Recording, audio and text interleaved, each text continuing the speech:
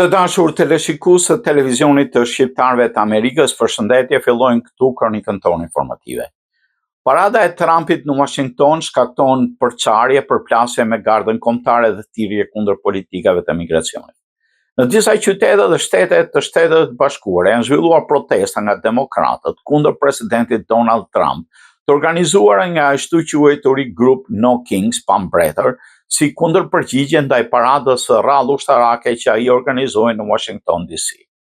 Parada përkonte me ditëlindjen e Trumpit dhe kishte për qëllim të shënonte 250 vjetorin e krijimit të ushtrisë amerikane.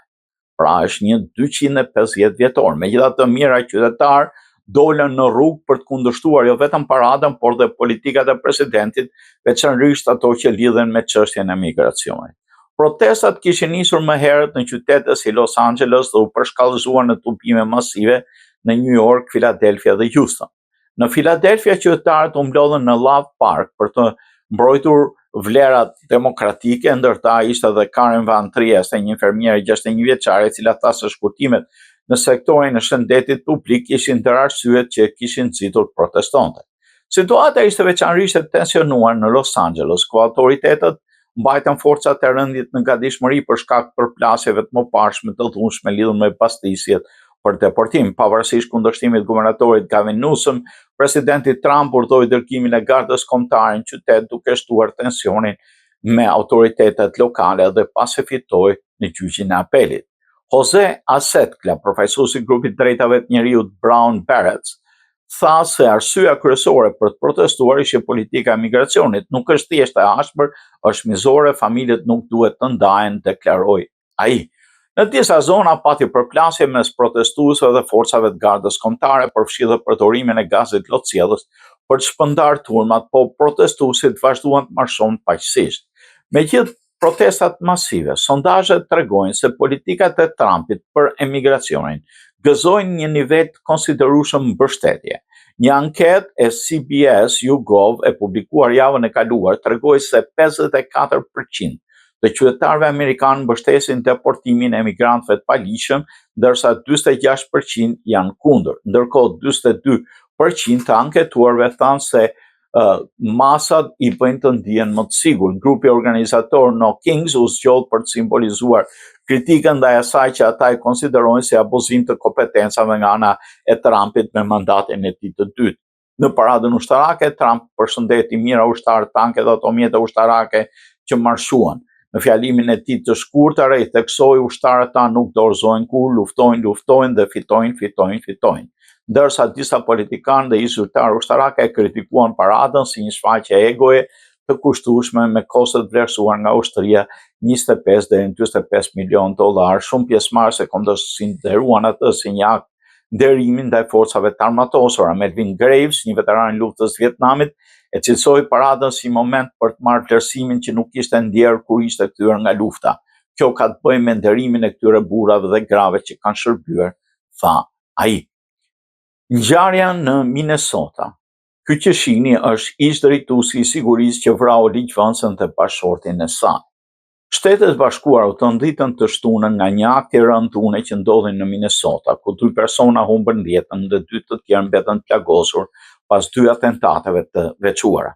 Autori i dyshuar i sulmeve është identifikuar si Vance Luther Bolter, 57 vjeçar, një ish drejtori i patrullave të sigurisë kompanisë Praetorian Guard Security, dhe thuhet se kishte marrë trajnim ushtarak dhe nga personeli i forcave amerikane. I maskuar si efektiv policie, Bolter kreu 2 sulme të armatosura që kishin në shënjestër figura të politikës në Minnesota. Fillimisht sulmoi banesën e senatorit John Hoffman, duke plagosur rënd atë dhe bashorten e tij vet. Më pas, Bolter shkoi në shtëpinë e ish-kryetares së dhomës përfaqësuese të Minnesotas, Melissa Hortman, dhe ekzekutoi atë dhe bashortin e saj Mark. Ngjarja ka shkaktuar tronitje mbarkombëtare dhe ka nxitur një reagim të menjëhershëm nga presidenti Trump, i cili përmes një deklarate të shpërndarë nga zëdhënësja e shtëpisë së bardhë Caroline Leavitt, theksoi sulmin si një akt të tmerrshëm dhe të papranueshëm.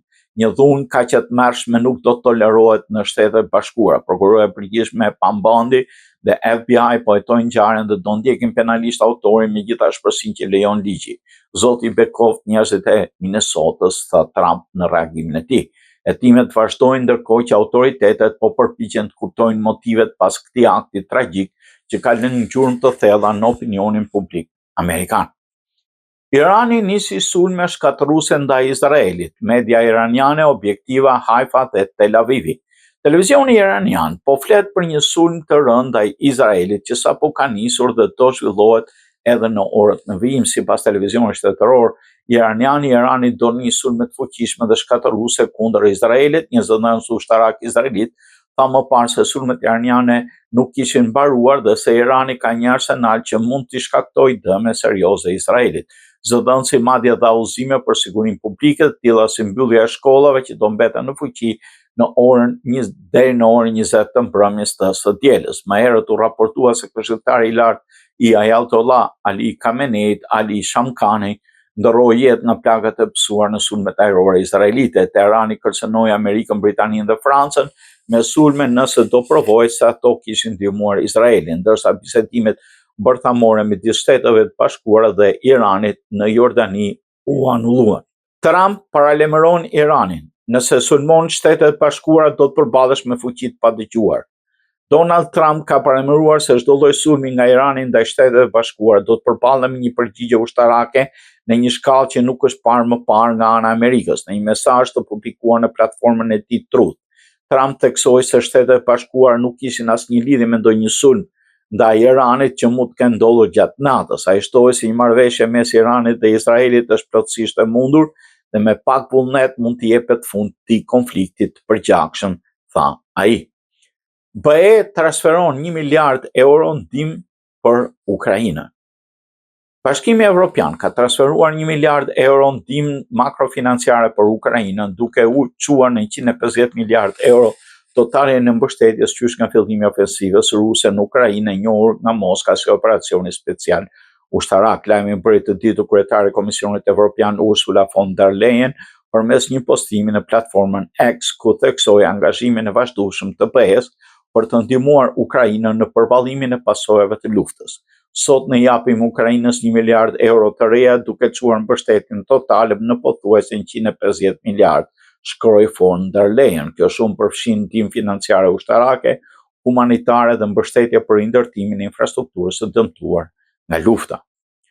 Tragjedia e Air India, gabimi në kabinën e pilotit që mund të ketë shkaktuar 241 humbje jetësh.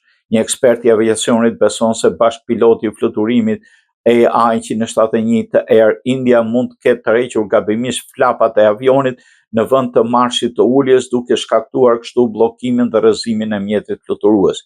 Sipas ekspertit, pavarësisht se levat që kontrollojnë këto dy sisteme ndodhen në pozicione të ndryshme dhe nuk janë pranë njëra tjetrës, është e mundur që një gabim njerëzor i tillë të ketë qenë fatal.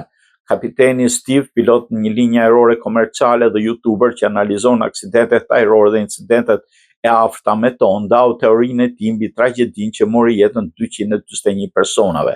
Aeroplani Dreamliner 787 me destinacion Londër filloi të mbas lartësi pak minuta pas ngritjes dhe u rrëzua mbi një zonë të banuar në Ahmedabad, në Guraya, duke shpërthyer në flak. Sipas Steve, gjithçka mund të ketë nisur nga një keq kuptim në kabinën e pilotit. Dëgjoni çfarë mendoj se ka ndodhur dhe sërish, kjo është vetëm një teori personale, u shpreh ai.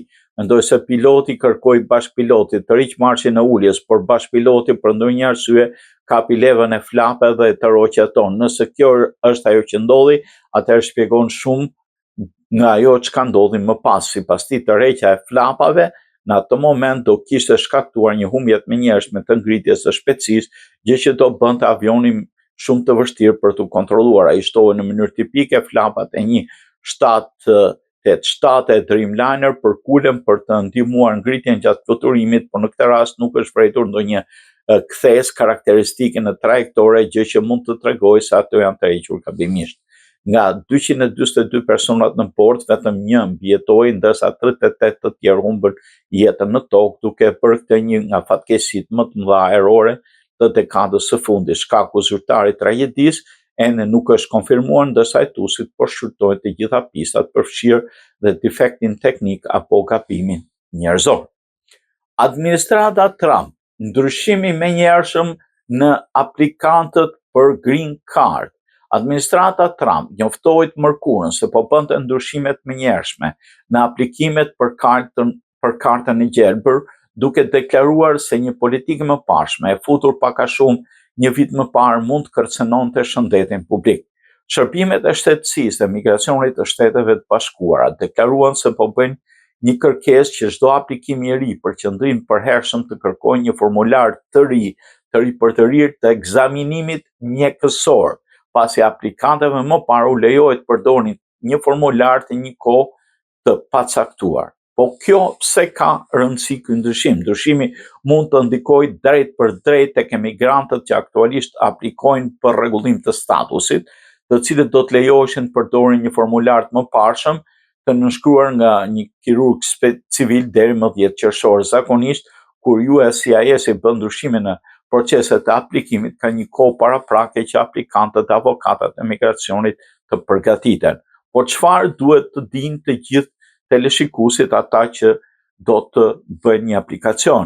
USCIS deklaroi se ndryshimi vlen për formularin e ekzaminimit mjekësor, të njohur si I-693 apo I-693.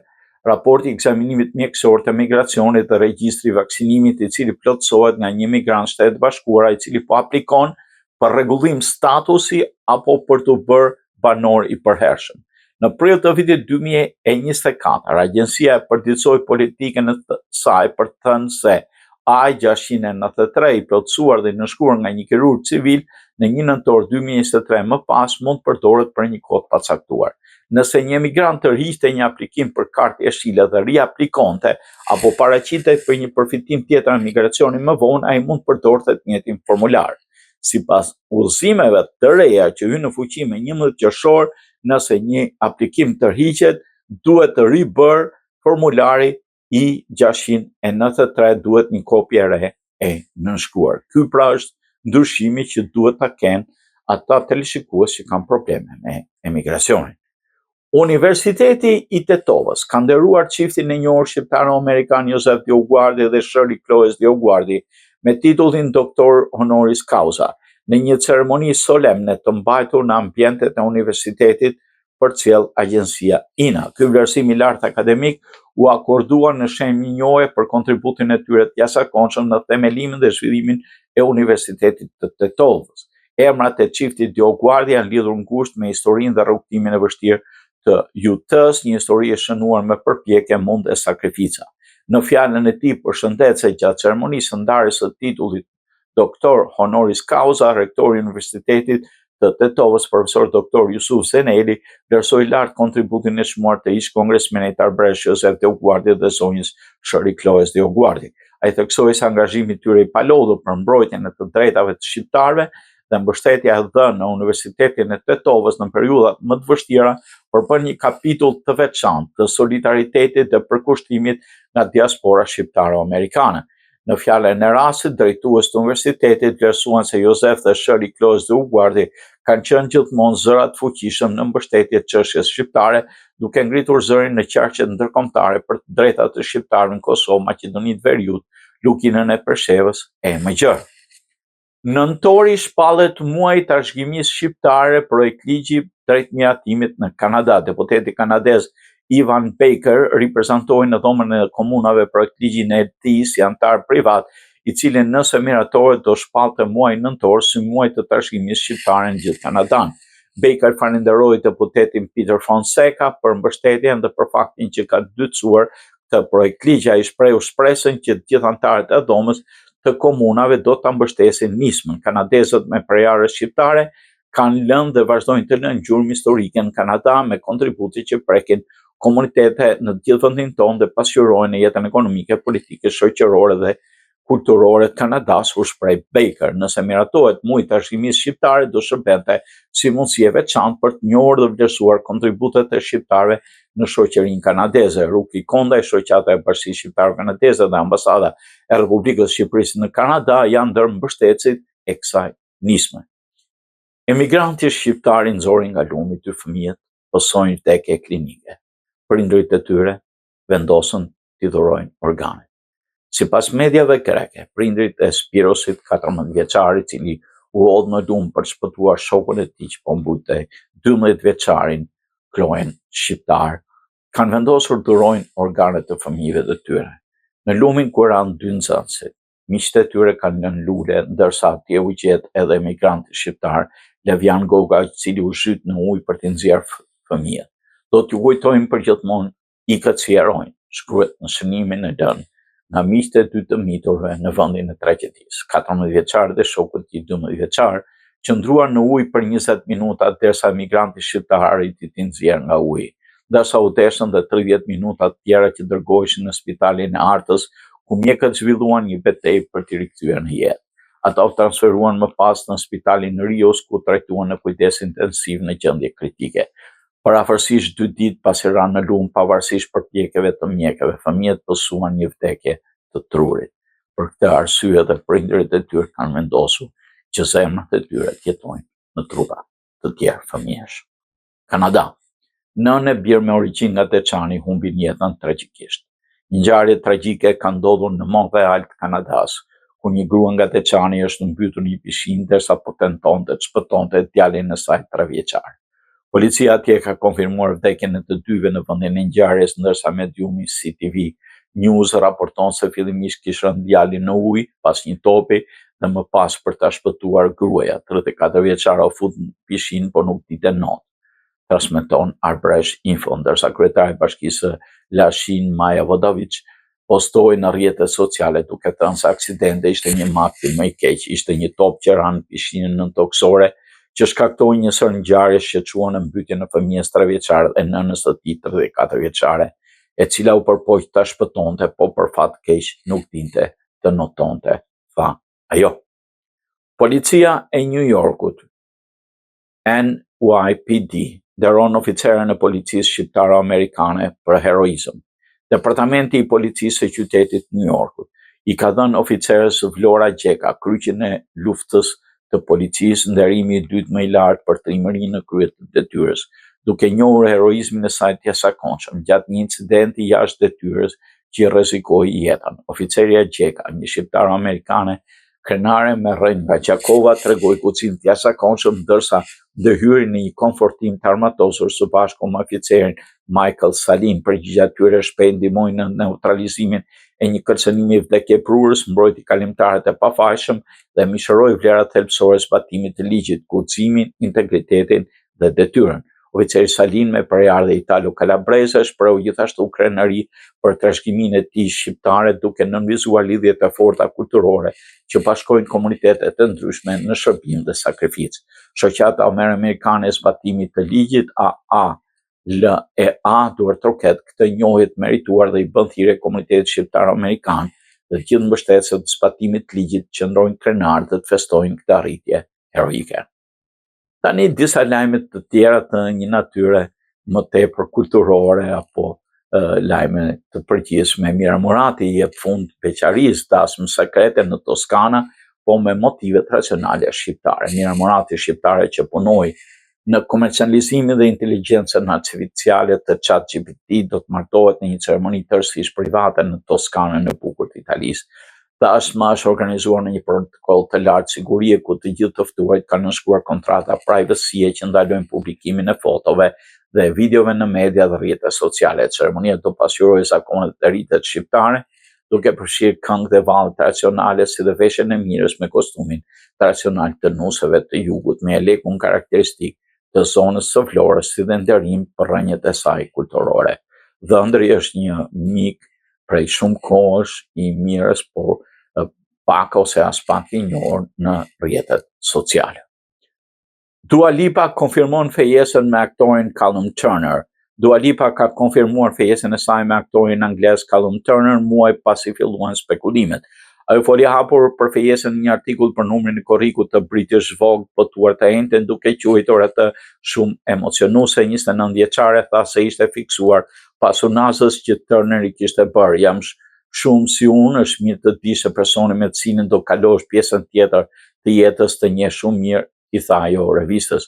Tifozët kishin teorizuar se unaza që Lipa filloi të mbante në foto në fund të dhjetorit sinjalizonte një fejes, po dyshe nuk e konfirmoi publikisht themin për muaj të tërë dhe pasi u shfaqën së bashku në Met Gala muajin e kaluar. Lipa thotë se ata nuk kanë vendosur ende për dasmë, por ajo është ende në turne dhe Turner po xhiron, kështu që ne thjesht po shijojmë këtë periudhë, tha ajo për British Vogue, duke shtuar se ata përpiqen mos kalojnë më shumë se 2 javë gjysmë larg njëri tjetrit. Urime pra dua. Shoqata Jehona e Malësisë promovoi këtu në Michigan librin Epos të fotografit Vlasov Sulaj.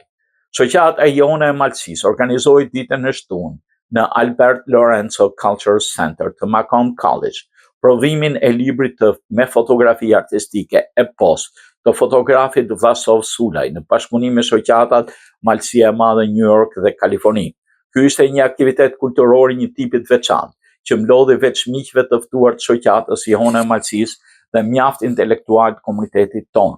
Monumenti i herojit kombëtar të shqiptarëve Gjergj Kastrioti Skënderbeu u vendos në sheshin qendror të komunës së Tuzit në Mal të Zi, me ceremoni kulturore në praninë e qytetarëve të Malit të Zi, nga hapësira mbar shqiptare dhe mërgjimtare në Shtetet e Bashkuara në 28 nëntor e kaluar. Libri në fjalë sipas autorit është si thua një ditar me fotografi bardhëzi procesit krijimit të monumentit të herojit ton kombëtar në Tuzë, me autor skulptorin Adrian Preka dhe Dylber Neziri. Monumenti ndodhet i vendosur në Tuzë, ndërsa libri Epos përmbledh foto bardhëzi të gjitha detajeve të procesit krijues të monumentit. Autori i këtij libri të veçantë, Vlasov Sulaj, i tha televizionit tonë se kjo vepër i ka kushtuar 180 ditë, duke marrë çdo detaj, qysh nga puna me balë e deri tek derdhja me bronz. Siç tha disa nga të pranishmit dhe drejtuesi i shoqatës Agronde Divanej, kjo ishte një vepër arti mbi një vepër arti. Ne shtoi Agroni pasi mësuan mbi të e mbështetën botimin e librit dhe këtë event. Epos nuk është një libër, është një kryevepër vizuale, që na fton të jemi dëshmitar të procesit të ngritjes së monumentit të Skënderbeut në Tuzë. Eventi filloi me një koktej, vazhdoi me një konferencë shtypi ku folën jo vetëm drejtuesit e shoqatave, por u njohën dhe 2 artistët e u përshëndetën nga miqtë e tyre, skulptori Adrian Pepa dhe fotografi Vlasov Sulaj. Programi u drejtua nga Joli Paparisto, pas programit vijoi edhe ekspozita e fotografive. Në fund autori firmosi disa libra dhe të pranishmit shijuan këtë ekspozit, i cila ishte edhe pjesë e këtij libri Epos. Ky ishte një aktivitet krejtësisht i veçantë kulturor që la gjurmë tek të pranishmit, ne do t'japim një kronik të zgjeruar dhe ju mund ta ndiqni atë në emisionet tona ditët në vijim. Urime shoqatës Jehona e Malësisë për këtë aktivitet të veçantë. Të dashur teleshikues të televizionit të shqiptarëve të Amerikës, ne këtu i tham fund kronikës sonë informative. Miru takofshim në emisionet të tjera.